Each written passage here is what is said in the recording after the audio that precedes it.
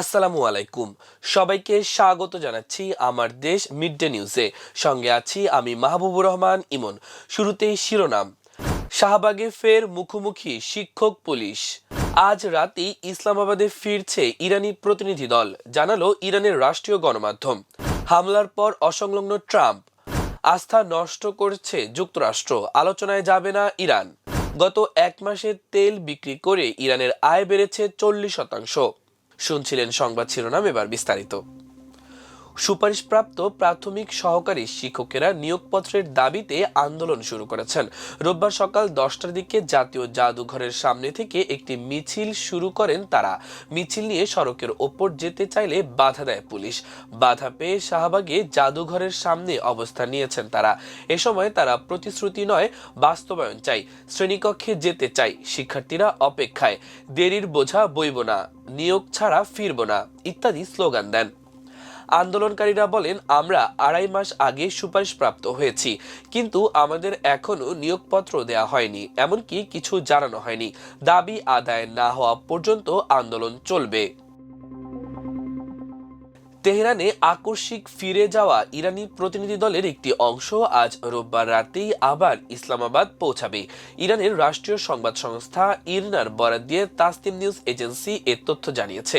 প্রতিবেদনে বলা হয়েছে, ইরানের পররাষ্ট্রমন্ত্রী আব্বাস আরাকচির সঙ্গে ইসলামাবাদ সফরে যাওয়া এই প্রতিনিধি দল যুদ্ধ নিরসনের বিভিন্ন ইস্যু নিয়ে নীতি নির্ধারকদের সঙ্গে আলোচনার জন্য তেহরানে ফিরে গিয়েছিল। প্রয়োজনীয় পরামর্শ ও নতুন নির্দেশনা নিয়ে তারা আজ রাতেই আবার আরাকচির সঙ্গে যোগ দেবে। বর্তমানে পাকিস্তানের মধ্যস্থতায় ইরান ও যুক্তরাষ্ট্রের মধ্যে চলমান উত্তেজনা এবং যুদ্ধ বন্ধের প্রক্রিয়া নিয়ে ইসলামাবাদে আলোচনা চলছে। আরাকচির নেতৃত্বাধীন ইরানি প্রতিনিধি দলটি এই আলোচনায় গুরুত্বপূর্ণ ভূমিকা রাখছে, তবে তারা যুক্তরাষ্ট্রের সঙ্গে আলোচনায় বসার জন্য যাচ্ছে কিনা তা নিশ্চিত হওয়া যায়নি। আবার যুক্তরাষ্ট্র এই আলোচনায় যোগ দেবে কিনা তাও জানা যায়নি। হোয়াইট হাউস করেসপন্ডেন্টস অ্যাসোসিয়েশনের নৈশভোজে গুলিবর্ষণের ঘটনার পরও ইরান যুদ্ধ নিয়ে নিজের অবস্থানে অনড় থাকার ঘোষণা দিয়েছেন মার্কিন প্রেসিডেন্ট ডোনাল্ড ট্রাম্প। তিনি বলেছেন, এই হামলা তাকে ইরান যুদ্ধে জয়ী হওয়া থেকে বিচ্যুত করতে পারবে না। যদিও একই সঙ্গে তিনি এও বলেন, ইরান যুদ্ধের সঙ্গে এই হামলার কোনো সম্পর্ক নেই।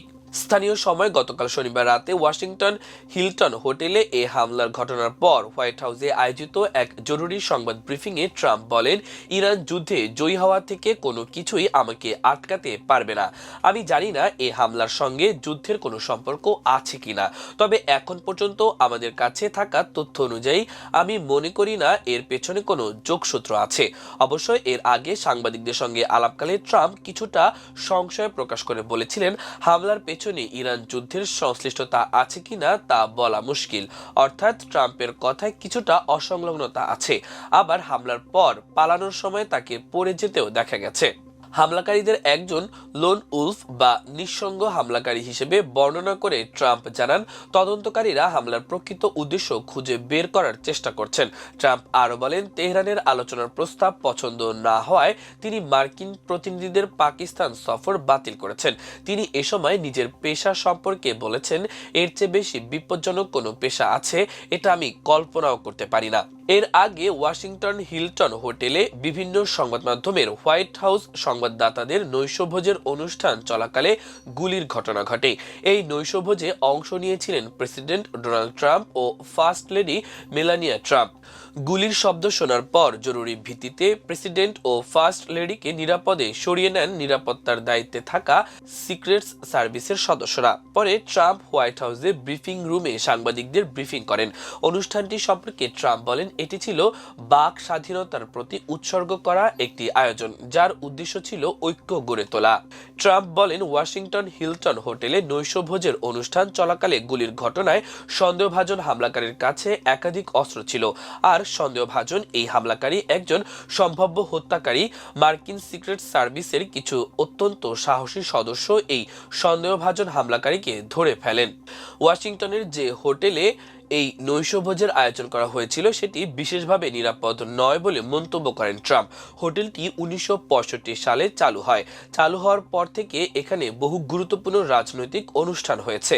ট্রাম্প বলেন, এই ঘটনায় একজন কর্মকর্তা গুলিবিদ্ধ হয়েছেন, তাকে খুব কাছ থেকে গুলি করা হয়েছিল, তবে তিনি প্রাণে বেঁচে গেছেন কারণ তিনি খুব ভালো বুলেট প্রুফ ভেস্ট পরেছিলেন। ট্রাম্প বলেন, গত কয়েক বছরে এটি প্রথম ঘটনা নয় যেখানে কোনো রিপাবলিকানকে একজন সম্ভাব্য হত্যাকারী দ্বারা হামলার শিকার হতে হয়েছে। এ প্রসঙ্গে ট্রাম্প আগের দুটি ঘটনার কথা উল্লেখ করেন, একটি পেনসিলভেনিয়ায়, আরেকটি ফ্লোরিডার। তিনি প্রেসিডেন্ট পুনর্নির্বাচিত হওয়ার আগে এই দুটি স্থানে তাকে হত্যার চেষ্টা করা হয়েছিল। ট্রাম্প বলেন, ওয়াশিংটন হিলটন হোটেলের ঘটনায় সন্দেহভাজন ব্যক্তিকে আটক করে হেফাজতে নেওয়া হয়েছে।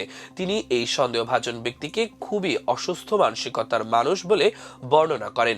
হোয়াইট হাউসের ব্রিফিং রুমে ফার্স্ট লেডিকে দেখা যায়। ব্রিফিং রুমে ফার্স্ট লেডির উপস্থিতি খুবই বিরল ঘটনা। এই ঘটনাটি মেলানিয়ার জন্য মানসিকভাবে গভীর আঘাতের বলে উল্লেখ করেন ট্রাম্প। যুক্তরাষ্ট্রের ভারপ্রাপ্ত অ্যাটর্নি জেনারেল টড ব্রাঞ্চ এই হামলাকে অত্যন্ত গুরুতর হিসেবে বর্ণনা করেছেন। তিনি জানান, শীঘ্রই এই ঘটনার আনুষ্ঠানিক অভিযোগ দায়ের করা হবে। ফেডারেল ব্যুরো অব ইনভেস্টিগেশন পরিচালক ক্যাশ প্যাটেল বলেন, তদন্তকারীরা ঘটনাস্থল থেকে উদ্ধার করা অস্ত্রগুলো পরীক্ষা করে দেখছেন, পাশাপাশি প্রত্যক্ষদর্শীদের জবানবন্দি নেওয়া হচ্ছে।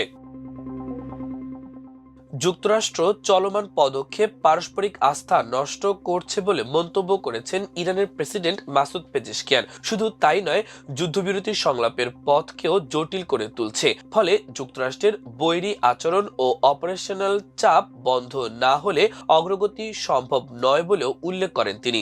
রবিবার ইরানের রাষ্ট্রীয় সম্প্রচার সংস্থা IRIB এ তথ্য জানায় CNN। পাকিস্তানের প্রধানমন্ত্রী শাহবাজ শরীফের সঙ্গে এক ফোন আলাপে পেজেশকিয়ান বলেন, যুক্তরাষ্ট্রের চাপ ও হুমকির মধ্যে তেহরান কোনো আলোচনায় বসবে না। তিনি স্পষ্ট করে বলেছেন, ওয়াশিংটনের চলমান পদক্ষেপ পারস্পরিক আস্থা নষ্ট করছে এবং সংলাপের পথকে জটিল করে তুলছে।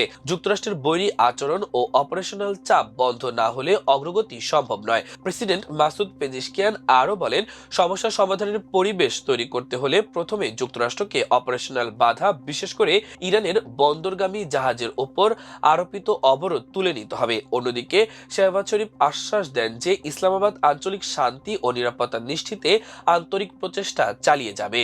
এদিকে ইরানের পররাষ্ট্রমন্ত্রী আব্বাস আরাগচির নেতৃত্বে একটি উচ্চ পর্যায়ের প্রতিনিধি দল সম্প্রতি ইসলামাবাদ সফর শেষে ওমানের রাজধানী মস্কোতে পৌঁছেছে। সেখানে আঞ্চলিক উত্তেজনা নিরসনে আলোচনা হওয়ার কথা রয়েছে। ইসলামাবাদে প্রধানমন্ত্রী শাহবাজ শরীফের সঙ্গে এক গুরুত্বপূর্ণ বৈঠক করেছেন ইরানের পররাষ্ট্রমন্ত্রী আব্বাস আরাগচি। ইরানের রাষ্ট্রীয় বার্তা সংস্থা ইরনার প্রতিবেদন অনুযায়ী বৈঠকে ইরান ও পাকিস্তানের মধ্যকার বন্ধুত্বপূর্ণ সম্পর্ক আরও সুদৃঢ় করার পাশাপাশি আঞ্চলিক সহযোগিতা বৃদ্ধির বিষয়ে উভয় পক্ষ একমত পোষণ করেছে। বিশেষ করে চলমান যুদ্ধ বন্ধে চলমান কূটনৈতিক প্রচেষ্টাকে পূর্ণতা দেওয়ার বিষয়ে দুই দেশ বিশেষ গুরুত্ব আরোপ করেছে। ফিলিস্তিনের নিপীড়িত জনগণের প্রতি পাকিস্তানের অবিচল সমর্থন এবং লেবাননে যুদ্ধবিরতি কার্যকরে ইসলামাবাদের বিশেষ প্রচেষ্টার জন্য পররাষ্ট্রমন্ত্রী আরাগচি কৃতজ্ঞতা প্রকাশ করেন। উল্লেখ্য, যুক্তরাষ্ট্রের বিশেষ দূত স্টিভ উইটকফ এবং প্রেসিডেন্ট ডোনাল্ড ট্রাম্পের জামাতা জ্যারেড কুশনার ইসলামাবাদ সফরের কথা থাকলেও শেষ মুহূর্তে তা বাতিল করা হয়েছে। চলমান আঞ্চলিক উত্তেজনা ও বিশ্ববাজারে জ্বালানি তেলের দাম বৃদ্ধির প্রভাবে তেল বিক্রি থেকে ইরানের আয় উল্লেখযোগ্য হারে বেড়েছে। এপ্রিল 2026 এর সাম্প্রতিক তথ্য অনুযায়ী গত মাসে দেশটির দৈনিক তেল আয় ও মোট রাজস্বে বড় ধরনের প্রবৃদ্ধি দেখা গেছে। মার্চ 2026 এ ইরান প্রতিদিন গড়ে প্রায় 139 মিলিয়ন মার্কিন ডলার আয় করেছে, যা ফেব্রুয়ারির 115 মিলিয়ন ডলারের তুলনায় প্রায় 21% বেশি। কিছু বিশ্লেষণী প্রতিবেদনে এ প্রবৃদ্ধি এক মাসে প্রায় 40% পর্যন্ত পৌঁছানোর কথাও বলা হয়েছে। বিশ্লেষকদের মতে এই আয়ের পেছনে প্রধান কারণ বিশ্ববাজারে তেলের মূল্য বৃদ্ধি। ব্রেন্ট ক্রুড অয়েলের দাম ব্যারেল প্রতি $100 ছাড়িয়ে যাওয়ায় ইরান বেশি দামে তেল বিক্রির সুযোগ পেয়েছে। ইউএস, ইসরায়েল ও ইরান সংশ্লিষ্ট উত্তেজনা এ মূল্য বৃদ্ধিকে ত্বরান্বিত করেছে। প্রিয় দর্শক, আমাদের আজকের মিড ডে নিউজের আয়োজন এ পর্যন্তই। সবাই ভালো থাকুন, সুস্থ থাকুন, আমার দেশের সঙ্গে থাকুন। নিউজটি ভালো লাগলে চ্যানেলটি সাবস্ক্রাইব করুন। আল্লাহ হাফেজ।